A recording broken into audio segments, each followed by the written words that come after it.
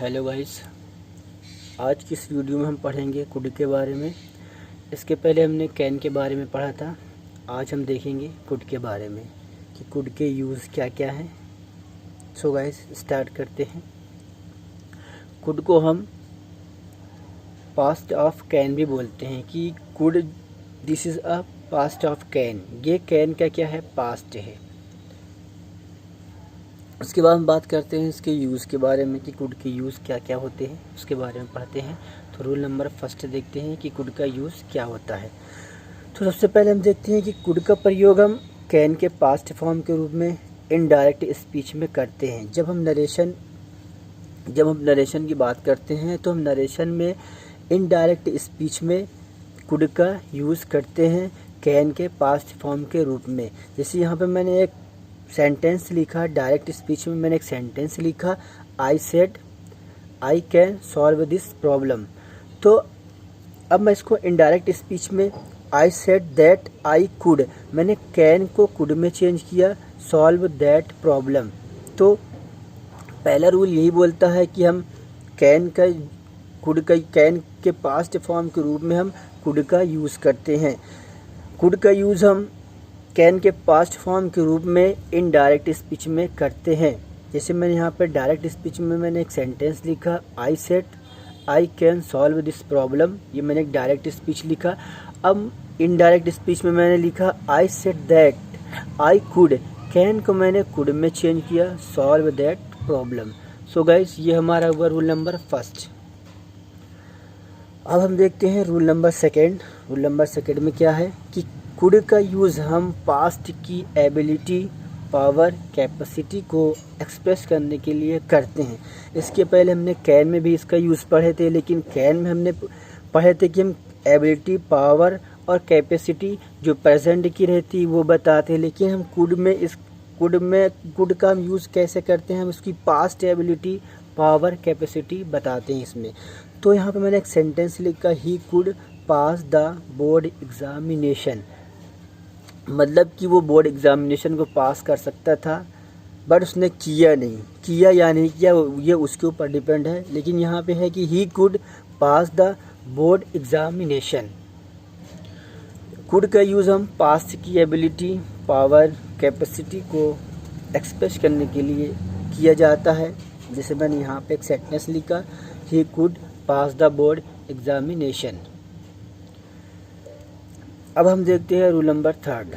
Rule number third में क्या है कि कुड का यूज़ हम पोलाइट रिक्वेस्ट, मैंने परमिशन में इसके पहले मैंने आपको परमिशन में बताया था कि परमिशन 3 टाइप के होते हैं। एक होता है फॉर्मल, एक होता है इनफॉर्मल, एक होता है पोलाइट। तो पोलाइट परमिशन और रिक्वेस्ट के लिए मैंने कुड का यूज़ बताया था, मैंने वुड का भी यूज़ बताया था कि जब हम कुड से कोई भी परमिशन लेते हैं या देते हैं तो हम लास्ट में प्लीज़ लगाते हैं। लेकिन जब हम वुड से लेते हैं तो हम सब्जेक्ट के बाद प्लीज़ लगाते हैं। तो यहाँ पे हम कुड का यूज़ कर रहे हैं यहाँ पर। तो कुड का यूज़ हम पोलाइट रिक्वेस्ट के लिए करते हैं। जैसे मैंने यहाँ पे एक सेंटेंस लिखा, could you help me please. तो कुड की कंडीशन में हम प्लीज़ लास्ट में लगाते हैं। जैसे मैं लिखा, could you help me please. अब इसके बाद हम बात करते हैं रूल नंबर 4 की। अब हम रूल नंबर 4 की बात करते हैं। रूल नंबर 4 में क्या है कि जब हम कुड का यूज़ कुड हैव के सेंस में करते हैं तो कंडीशन क्या बनती है, सबसे पहले सब्जेक्ट आता है, उसके बाद कुड हैव आता है, उसके बाद V3 आता है।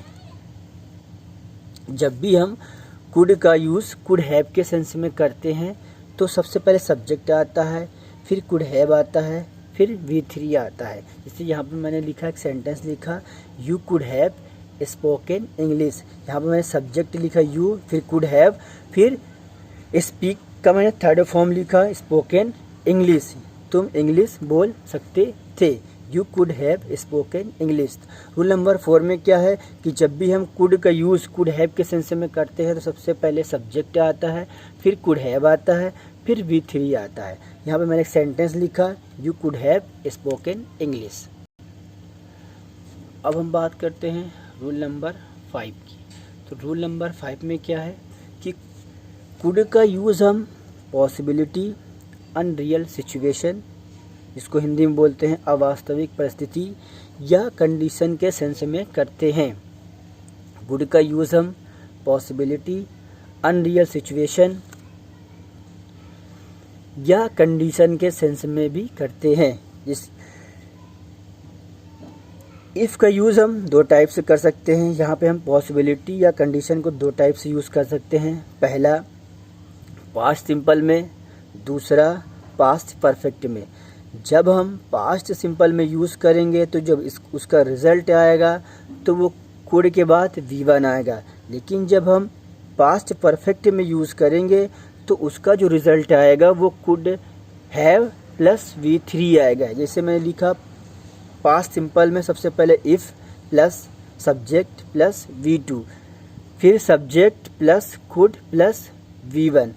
उसके बाद मैंने लिखा पास्ट परफेक्ट में if plus subject plus had plus V3, subject plus could plus have plus V3।